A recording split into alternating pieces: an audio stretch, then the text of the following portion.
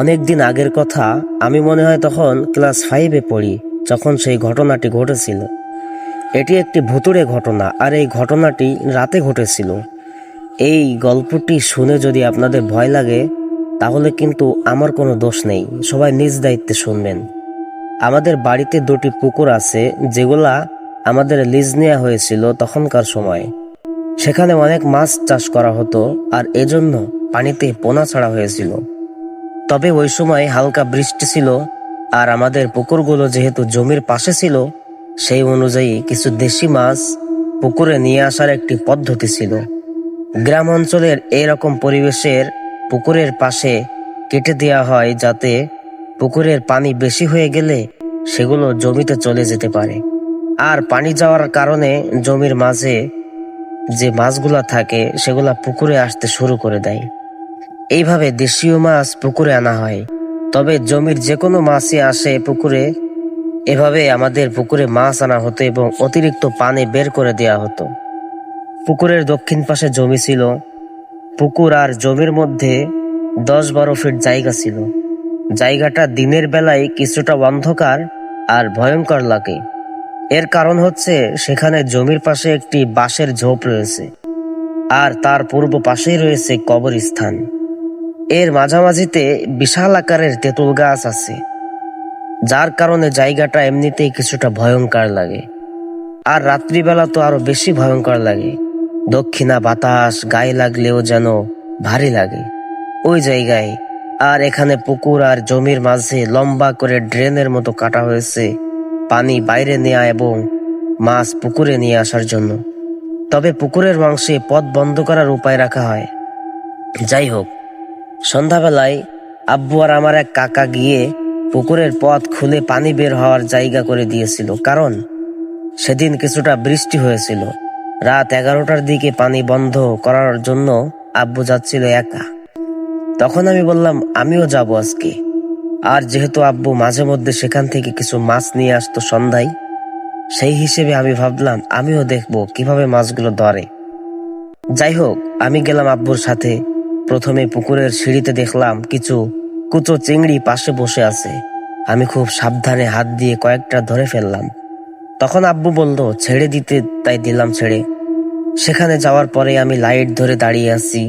তখন দেখলাম একটা মাছ জমি থেকে পুকুরের দিকে ঢুকছে। তখন আমি আব্বুকে বললাম আমি মাছটি ধরবো।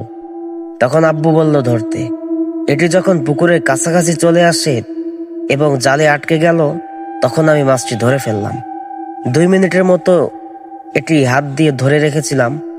মাছটি নিয়ে আমি পানি থেকে অনেকটা দূরে দাঁড়িয়েছিলাম, যাতে মাছ পানিতে না পড়ে যায়। তখন আব্বুর হাতে লাইট ছিল। হঠাৎ করে মাছটি আমার থেকে পিছলে মাটিতে পড়ে যায়, কিন্তু পানিতে পড়েনি। লাইটের আলো জায়গায় মাছটা পড়েছিল, কিন্তু এরপর তাকে আর দেখা যায়নি। তখন আমি কিছুটা ঘাবড়ে গেলাম, বারবার এদিক সেদিক খুঁজতে থাকলাম। তখন আব্বু বুঝতে পেরেছিল, কারণ তখন যেন হঠাৎ করে চারদিকে খুব জোরে জোরে বাতাস শুরু হলো, কিন্তু তখন বাঁশের ঝোপ ছাড়া আর কিছুই নড়ছে না। আর এই দেখে আব্বু আমার হাত ধরে সোজা হাঁটা দিল, কিছুই বলল না। আমি আব্বুকে অনেকবার জিজ্ঞেস করলাম কেন চলে যাচ্ছি, মাছটা তো পাইনি। আব্বু কিছুই বলেনি, শুধু বাড়ির সামনে এসে বলল মাছ পানিতে চলে গেছে। তখন থেকে আমার মনে খটকা লেগে আছে, আব্বু এমন কেন করলো। আমার মনেও কিছুটা ভয় ছিল সেই পরিস্থিতির কথা ভেবে। মাঝে মাঝে তখন মনে হতো হয়তো অন্য কিছু। সত্যি এটি মাছ ছিল না, কারণ এইরকম আরো অনেক ঘটনা আমার আব্বুর সাথে ঘটে গিয়েছিল। আমাকে কিছুই জানায়নি তৎক্ষণাৎ। ঘরে এসেও জিজ্ঞেস করলাম, আব্বু বলল এটি পানিতে চলে গিয়েছে, তাই দেখতে পাচ্ছি না। কিন্তু সত্যি বলতে অনেক খোঁজাখুঁজি করেছিলাম। তারপর ঘুমাতে গেলাম। যদিও সবসময় আমি আর আমার ছোট ভাই আলাদা ঘুমাতাম, কিন্তু সেদিন আমি ভাই সহ আম্মু আর আব্বুর সাথে ঘুমিয়েছি। আব্বু নিজেই বলেছিল যে একসাথে ঘুমাতে, কারণ আব্বুর মনে কিছুটা ভয় ছিল। তার কয়েকদিন পর হঠাৎ যখন আমার ছোট ফুফু এলো, তখন এরকম কিছু ঘটনা বলতে লাগলো। তখন বুঝলাম মাছরূপী অন্য কিছু আমার হাতে এসেছিল। আর এটা ভাবার সাথে সাথে আমার গায়ে যেন শিওরে উঠল। আর আব্বু তখন বলল সেদিন আমার হাতে মাছ ছিল না, তাই পড়ার পর আর দেখতে পাইনি।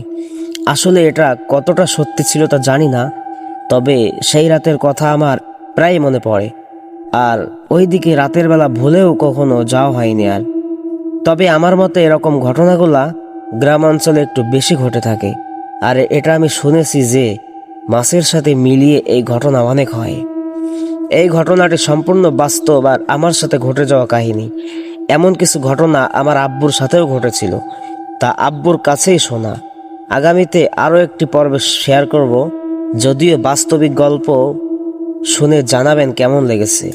আর আপনাদের সাথেও যদি এরকম কিছু ঘটনা হয়ে থাকে তাহলে সেটা জানানোর অপেক্ষায় থাকলাম।